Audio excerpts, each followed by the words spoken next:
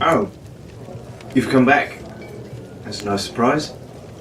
Now, can anybody remind me where we were? Oh, that's it.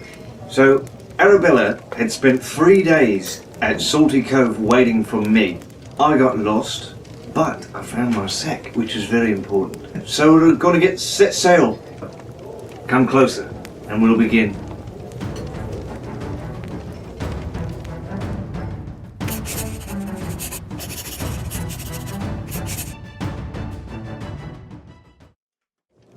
Chapter 4 of The Coming Storm. By the crew's 3rd day at sea, a blinding sun shone brightly against the blue sky. The weather had steadily improved the farther they sailed from Tortuga. This should have been good news, but nothing moved under the sun's heat. The sea was as flat as glass. There were no ripples of fish, no movement of the slack sails, no breeze at all. It was very, very hot, and the Barnacle was in the middle of the sea, with no land in sight. The crew only had little drinking water left, which might last one more day, if they rationed it very carefully. The crew sat, wilted and unmoving on the deck. Fitzwilliam had even finally taken off his fine blue jacket. Not very proper for a nobleman. Jack had no issues with modesty and opened his shirt as widely as I could. Fitzwilliam didn't bother hiding his disgust with the situation. "It has been days now," he said. "2 of those days without a single wind or any idea of where we are." "We know that, Fitz," Arabella said crossly. She had pinned up her hair to keep cool, but rivulets of sweat still ran down her neck. "I thought ye two was sailors," Arabella challenged. "Well, I know I am," Jack protested. Arabella and Fitzwilliam just stared. "A sailor," Jack continued, as did the stairs. "Of sorts," he finished, before quickly turning away. "What about ye?" Arabella said, throwing a compass at Fitzwilliam's chest. "Oh, me father the Earl taught me about all reading maps and charts and latitudes and the rest," she said in a snooty, mocking tone. "If we had a map, I could read it," Fitzwilliam growled. "Oh yes, they're so very easy to come by, those secret maps to pirate kingdoms," Jack said sarcastically. "Or they would be, if there really were a blasted pirate kingdom," he added under his breath, sneering at Arabella. "And what's that supposed to mean?" Arabella demanded. "I told you I thought Stone-Eyed's Isla Esqueletica was probably one of the smaller leeward islands. I never claimed to know exactly where he landed." "You sounded awfully sure back at the cove," Jack said sternly. "Oh, hang the both of you," Arabella snarled in a very unladylike way, and turned her back on Jack and Fitzwilliam. Jack sighed. He took off his bandana and mopped his face with it.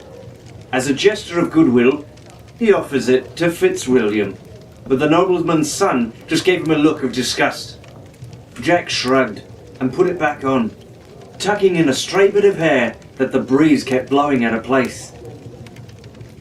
He stopped suddenly, realizing something. A breeze kept blowing his hair out of place. A breeze! He licked his finger and held it up, turning around to determine the breeze's source.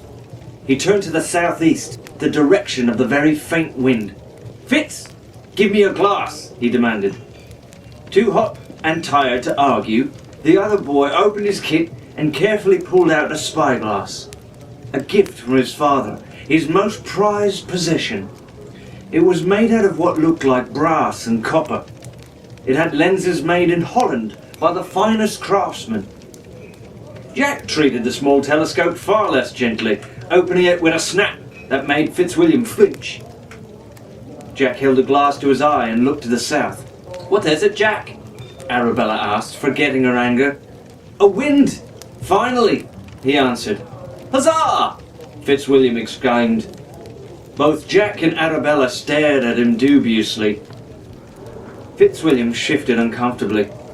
I believe I meant yo-ho-ho, wind, yar, he said quite unnaturally, clearing his throat. In the distance, Jack could see a fast-moving grey curtain of showers.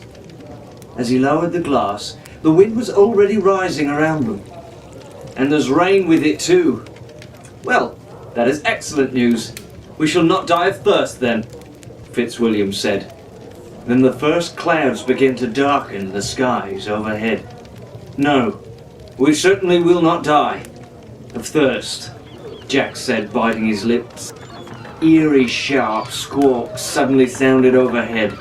Jack looked up to see flocks of gulls, pelicans and other seabirds covering the darkening sky, fleeing from the approaching storm. The crew was silent for a few minutes, watching both sea and sky churn before them. A light drizzle began, peppering the ocean with tiny ripples.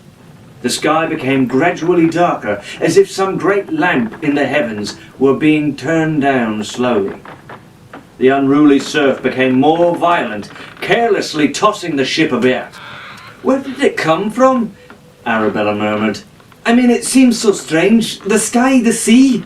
It was so still a moment ago." "Where it comes from does not matter," Jack said. "It's where it's going that should be of concern to us, especially as it seems headed directly for the mighty Barnacle." "Come now, it's probably no more than a squall," Fitzwilliam said, squinting to keep his eyes shielded from the increasingly heavy rain. "If we are able to stay afloat, it shall all be over in an hour or two. We shall get through this easily." As though in response, a tremendous crash of thunder, louder than any cannon fire the crew had ever heard, rocked the ship. Unimaginably long forks of lightning flashed all around them, and a huge swelling wave swept over the deck, drenching the shipmates. "Help me grab the line," Jack ordered. "Reef the sails immediately." "Lower the sails? But we finally have a wind," Fitzwilliam protested. Jack stepped up to him. "Of course we have winds," he said. "How pleasant and convenient for us. They'll just get caught in the sails and push us on our merry way toward Isla Escalatica." His voice became sterner. "Or they'll tip this boat over like a child's toy. Savvy?" Fitzwilliam understood. The two boys lowered the sails and made the rigging fast. Arabella battened down the hatches as best she could. Her almost encyclopedic knowledge of pirates, legends of the sea and history contained almost nothing about the actual practice of sailing. She acted on instinct, tying up loose rope and other things on the deck, and went below to secure what personal items they had lying around the sleeping quarters. Soon the storm was hitting them full force. Jack and Fitzwilliam had just tied down the lowermost sail and made the boom secure when the fierce storm delivered them a huge punch.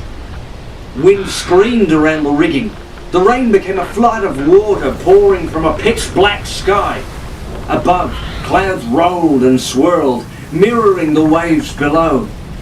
The Barnacle pitched wildly as Jack and Fitzwilliam tried to turn the boat to run with the storm. But even with Arabella adding her strength, the wheel spun out of control and the rudder pulled away from them. Water poured over the deck in flash floods so severe that the crew couldn't keep their footing. The three novice sailors were thrown from railing to railing as the Barnacle rocked in the storm. "It's no good," Fitzwilliam shouted. "The Barnacle's being tossed around like a toy." "Fitz, grab your axe. Help me take the mainmast down," Jack yelled. "You are mad," Fitzwilliam shouted. "Just listen to me. You can tell me I'm wrong later when we're not dead," Jack yelled. "I'll lower it down from the other side. Bill," he turned to her, "I need you to make a sea anchor. Grab anything heavy you can, like a barrel of Fitz's bag, whatever. Something that will give us drag. Tie a rope to it firmly and feed it off the aft end. Got it?" "Aye, aye," she said and ran off. Jack put his knife in his teeth and scurried up the mast like a monkey, clinging tightly as the wind tried to push him off. He cut down the rigging as he went, allowing it and the sails to fall to the deck. At the very top, he grabbed the last remaining rope and used it to swing down, letting the slack out as he went. "Now, Fitz!" he yelled. Fitzwilliam did as he was told, hacking at the mast as if it were a tree. Standing on the pitching deck, Jack braced himself with the rope. When the long timber finally began to topple, he let the rope out. easing the mast down as best as he could. It still smashed a hole in the deck where it fell. Fitzwilliam barely leapt out of the way in time. "It's all done, Jack!" Arabella shouted over the roar of the storm. "But why did you need to do that? Aren't we as good as dead now?" "We were top heavy," Jack shouted back. "But the wind was still catching at the mast, but that danger is past. Now hold fast to the wheel." Two at a time, they held the wheel to steady the ship, while the third went below and bailed the water out using buckets, and still the storm beat down. After hours of wet misery spent just keeping the barnacle afloat, the clouds and the rain swept past. Within a few short minutes, it was as if there had never been a storm at all. The sun shone, and fish leapt out of the water. Jack's plan had worked, if you had any doubt. The barnacle was upright, though it had really taken a beating, and then a brown and green line appeared on the blue horizon before them. "Land!" Jack shouted, looking through Fitz's spyglass. "We must have been pushed here by the wind before we anchored, but could not see anything through the storm." "Let us heave to and look for water," Fitzwilliam said. "Not," he added quickly to Arabella, who was wringing out her skirts, "that the use of our fresh water didn't make for a great anchor." "It was the only heavy barrel we had," she snapped. "And you're free to drink the rainwater on deck, Master Dalton." "Now, mates," Jack interrupted, "let's get that mast back up and raise what sail we can. There's a good amount of rope below deck that could secure it, at least for now." And with that, that's all we have time for. So, we managed to weather the storm and found land. So, what happens to our intrepid crew? Well, you'll have to tune in tomorrow to find out, won't you? So until then, keep your sailing smooth, the wind always at your back, and may your compass always point true. Good night.